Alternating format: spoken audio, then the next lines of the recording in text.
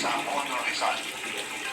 Matagal niyo na akong subscriber sa YouTube at palagi kong inaabangan ang mga uploads mo na pinakikinggan ko. Yun ang ginagawa ko bago matulog. Siya nga pala, sumulat ako sa inyo para magbahagi ng kwento na personal ko mismong naranasan. Nangyari po ito, maraming taon na ang nakakaraan. Papadudot halos 5 taon na kaming magkasintahan ni Lorna. Matyagang hinintay ang aking girlfriend kung kailan ko siya aayain ng kasal. Ngunit dahil na rin sa mga pagsubok na pinansyal na kinakaharap ko noong mga panahon na yon ay hindi ko mahingi ang kanyang kamay. Nung una ay ayos lang yon kay Lorna at palagi niyang sinasabi na naiintindihan niya ako, pero sa huli dumating din ang araw na nagsawa na siya sa kakahintay sa akin. Ano ba ang balak mo sa ating dalawa? Ganito na lang tayo habang buhay? Inis na tanong sa akin ng aking girlfriend.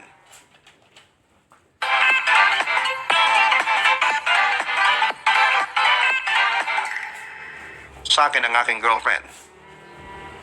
Alam mo, ako ang tumatayong padre di pamilya sa amin. Hindi maaaring basta ako mag-asawa. Paliwanag ko naman, Papa Dudut. Mahirap noon ang sitwasyon ko dahil bukod sa nakakaranas ako ng financial struggle, ay sa akin pa umaasa noon ang aking mga magulang at kapatid. Kumbaga, ako ang breadwinner. Kaya kung mag-aasawa na ako ay siguradong makaka-apekto yon sa itinutulong ko sa aking pamilya. Paano naman ako? Tayo. Ibig nang maiyak ni Lorna ng mga sandaling yon. Napatungo ako at naawa ko kay Lorna pero wala akong magawa. Samantala ay padabog nang tumayo si Lorna, pigil ang luhang hinarap niya ako at hinubad niya ang singsing na ibinigay ko sa kanya. Tinatapos ko na ang lahat. Kanya-kanya na tayo, aniya. Pagkatapos noon ay tumalikod na siya at umalis. Sinubukan ko siyang habulin at pigilan pero nagpumiglas siya.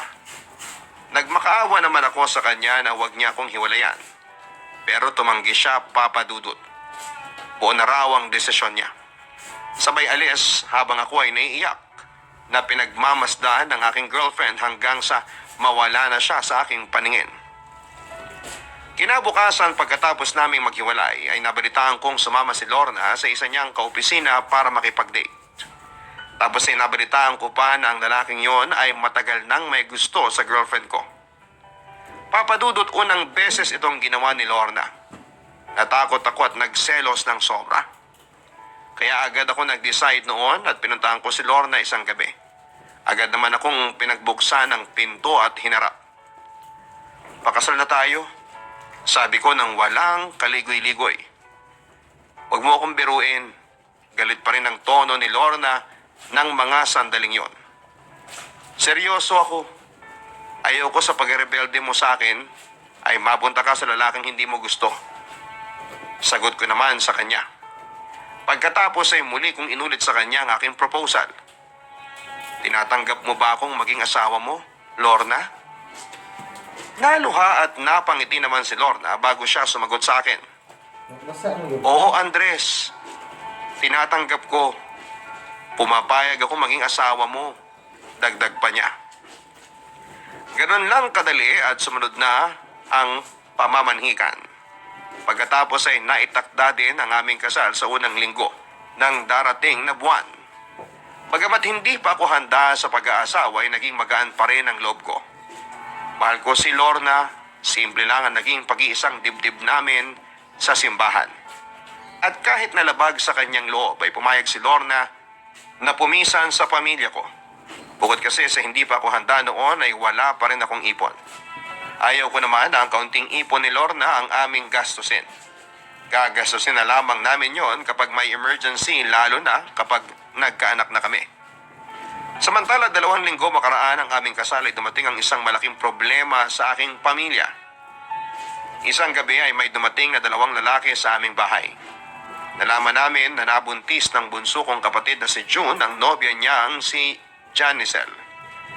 Ayaw pumayag ng mga magulang na babae na hindi makasal ang dalawa kaya pinapunta ang mga tiyo nito. na kapwa miyembro ng militar. Gayon na lamang ang takot ng mga magulang ko. Baka raw kung ano ang gawin ng mga ito kay June. Ilang linggo mula noon ay napaghandaan na ang araw ng kasal ni na June at Janicel. Nagamit ang emergency money ni Lorna. Nangutang ako sa opisina at nanghiram din sa 5-6 ang mama ko para hindi kami mapahiya. Nako, sukob pala kayo sa taon ng bayaw mo at ngayon ay kasabay ka pang nagbubuntis ng hipag mo. Sabi mismo ng kaopisina ni Lorna na si Sonia. Kinuwento kasi niya sa babae na buntis na siya at sa nalalapit na kasal ng kapatid ko kay Janicel. Dapat ay maging handa ka sa mga mangyayari. Hindi biro ang maging sukob sa atin, ha? Takot na paalala pa ni Sonia sa aking asawa. Samantala ay dumating ang araw ng kasal ng aking kapatid.